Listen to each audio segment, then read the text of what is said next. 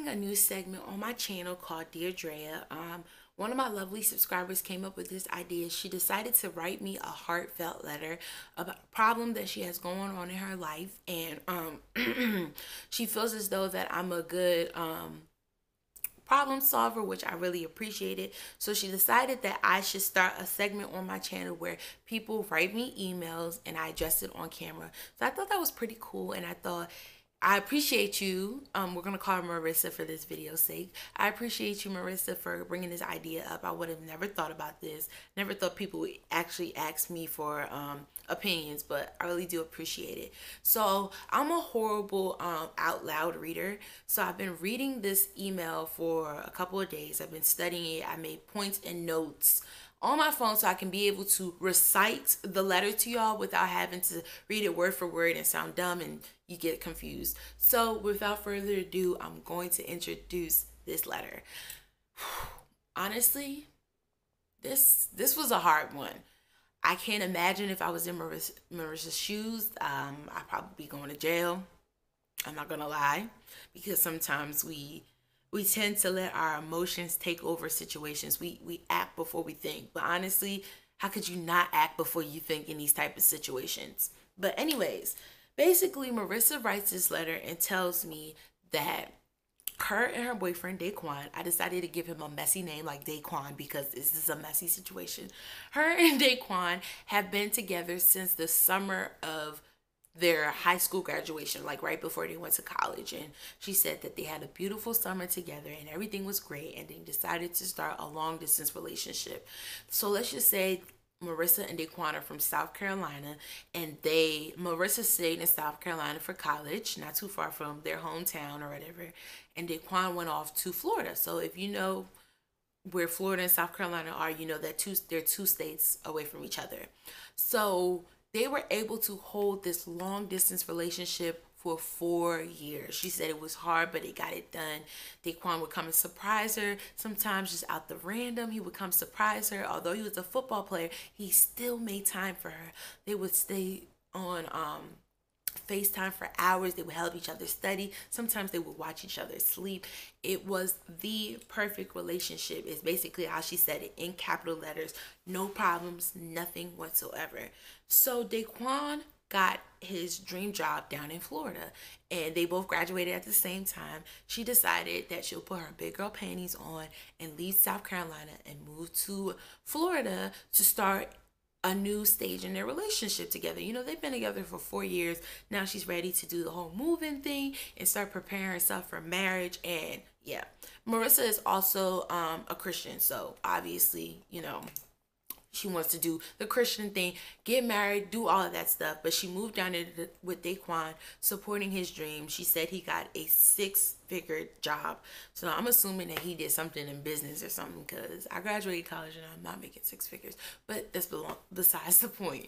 So she said he got a six-figure job, so she was able to move down there. If she wanted to be a housewife, she would. But she also found her dream job as well. So everything was just working out well. They found the perfect apartment to start their life in, and yeah. So as you can see so far, Marissa is telling us that she has the perfect relationship. So she said since moving down there, she got to meet some of Daquan's friends that she hadn't met in years, or that she hadn't known since he's been in college, and things along those lines. And I'm getting the impression that she didn't tell me this, but I'm getting the impression that Marissa didn't spend too much time down in Florida. Probably came to visit occasionally, but not like that, because she didn't seem to know too many people in Florida, like his friends and stuff like that, until after she moved down there.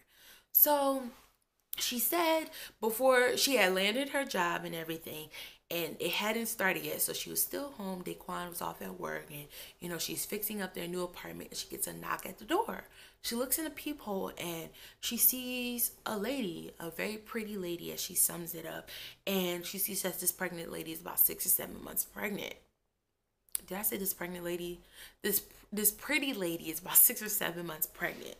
And she's just like, who's this? I don't know anybody like this, or I don't know this person. So she opens up the door, and the girl basically says, "Hi, Marissa, I'm Brittany." And she's just like, "Hi, do we know each other?" And Long story short, the girl says, I know that you are Daquan's girlfriend, but I am also Daquan's girlfriend for the past 4 years, and I'm pregnant. I read this and I'm like, shit, she what? Like that's just like, what do you do? So Marissa invites Brittany in and she says, Drea, I didn't know this girl from Adam, and she could have been a killer for all I know, but something told me to invite her in. So Marissa invited Brittany in and they sat and they talked and everything.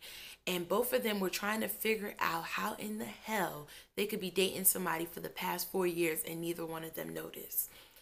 Marissa would say that Daquan would spend a lot of his time at the with football stuff. So they were able to have a good happy relationship, but it was primarily on the weekends. And it's funny because I have like a weekend relationship too, but anyway, we're not talking about me. It was more on the weekend. So I can understand where Brittany is coming from. Like, you don't really see your boyfriend like that throughout the week, especially if he's a college athlete. So like during the week, he would tell Brittany that he needs his rest. So and he needs to focus on homework. So let's just try to keep this more on the weekends. So when Marissa and Daquan would be on FaceTime and stuff like that, Brittany wasn't in the picture. Obviously, Brittany was in her dorm or whatever. So that's how they were able to maintain a relationship. Whenever Daquan would go home and surprise Marissa, he would tell Brittany he had a family emergency, yada yada yada. That's Daquan was able to pull this up for 4 years. And now she's asking me what she should do. I'm gonna tell you right now, this is a hard one. This is a hard one. She was also telling me like, him and Brittany were like the it couple on campus, and everybody knew them. Everybody couldn't wait to see them get married. Yada yada yada yada yada. Also, Daquan does not have any social networks except Snapchat. So, okay. Let me just put it this way, Marissa. I'm praying for you. What else can you say besides I'm praying for you? This is a hard situation. It's a sticky situation. It's always hard when your boyfriend or girlfriend is cheating on you, but it's always worse when there's a child involved. I've never been put in a situation like this where somebody was cheating on me and I found out that they had a child, but I couldn't imagine. I commend you for inviting Brittany in because I think I would have slammed the door in her face. I don't know her. I don't. What I will say is if you and Daquan decide to keep your relationship, you probably need to get counseling. First thing first, Daquan is a liar. I hate to say it like that. He might be the best guy in the world, but Daquan is a liar. And you and Daquan need to seek counseling because Lord knows what else he's lying to you about. If he can lie about being in a relationship with somebody else for 4 years and also get that person pregnant, Lord knows if Brittany never knocked on your door, you probably wouldn't have known. And also, write me back, email me back. How did Brittany know about you? That's what I want to understand. How did Brittany find out about you? Maybe you should put that in an email, but I really want to know. But if she never would have knocked on your door, can you imagine your boyfriend would have been living 2 lives. He probably would have carried this into marriage. That is crazy. Daquan is a liar, believe it or not. Y'all definitely need to seek counseling. I highly recommend that Daquan needs to seek counseling by himself because in my opinion, it sounds like Daquan's looking for love everywhere he can get it. Lord knows that Daquan has another girlfriend or another situation or another child or another this. You know what I'm saying? If somebody can hold a relationship with two females and a baby on the way for 4 years, Lord knows what else Daquan was doing. And he was a college athlete and a college student. How do you maintain all of that?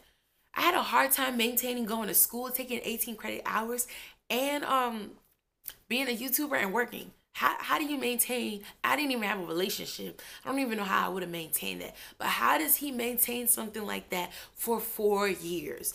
Daquan needs to seek help. You and Daquan also need to seek counseling. If you decide to stay together, both of y'all need to seek counseling because this is not a situation you're ever going to fix on your own. I can only imagine that you have trust issues now. This is ridiculous. Definitely, I highly recommend counseling for the whole situation. And I think you and Daquan, besides the counseling, need to sit down and talk. He needs to put all his eggs on the table. He needs to tell you every single lie that he's done. If you and Daquan decide that y'all want to make this work, he needs to tell you everything. You uprooted your life. You left South Carolina and moved to Florida for him. It's only by the grace of God you were able to find a job, but you went down there for him, not for work. You went to support him and his dreams, and this is what's happening. Y'all just got an apartment together, and your nicely framed house is automatically broken by somebody knocking on your door. You and Daquan need to figure out what to do. Daquan needs to figure out how he's gonna, if y'all do decide to maintain this relationship, because I'm not gonna tell you to break up with Daquan. I'm not gonna tell you to do that. But if y'all do decide to maintain this relationship, y'all need to figure out how y'all are gonna do this. You are now going to be a stepmother against your will. You haven't even had the chance to become a mother yourself, and you're becoming a stepmother in a blink of an eye. It's ridiculous. So I also think it's important for you, Brittany and Daquan, to remain calm in these situations. I know it's hard to say that. I'm not trying to sound hypocritical or anything. Remain calm and make the best decision for you, Daquan, Brittany, and for this child, especially for this child. This child is already, sorry to say, coming into a broken situation. Let's try to make the best out of it. If you decide that you're going to stay in this relationship, be the best person you can to this child. I would hope and pray that Brittany seems to have common sense. I would hope and pray that Brittany won't be a biatch and also allow you to be in this child's life. Y'all keep praying. I don't even know what to say. But one thing I will say is don't run away from the situation. I don't recommend just packing up your stuff and moving back to Florida. Moving back to South Carolina. If you decide to pack up your stuff and go somewhere else, I don't feel like you should go backwards, if that makes any sense. And pray and think before you make any decisions. Honestly, I'm sorry if I wasn't really able to help you out. It's just such a hard situation. Honestly, me personally, I think I would have killed Kendall. What else? What, you know what I'm saying? But on the Christian side of me, obviously a lot of prayer and thought would have to go into whatever decision that I would make. If y'all have any recommendations, any advice for Marissa, please comment down below, because this is a hard one. I'm even stumped. I'm not even sure what to say, and I apologize if you feel like I wasn't able to help you out, but this was really hard. If you want to participate in Dear Drea, just don't forget to send your emails to my email. My email address is listed in my description box. And yeah, have a great day. And I'm praying for you, Marissa. I really am.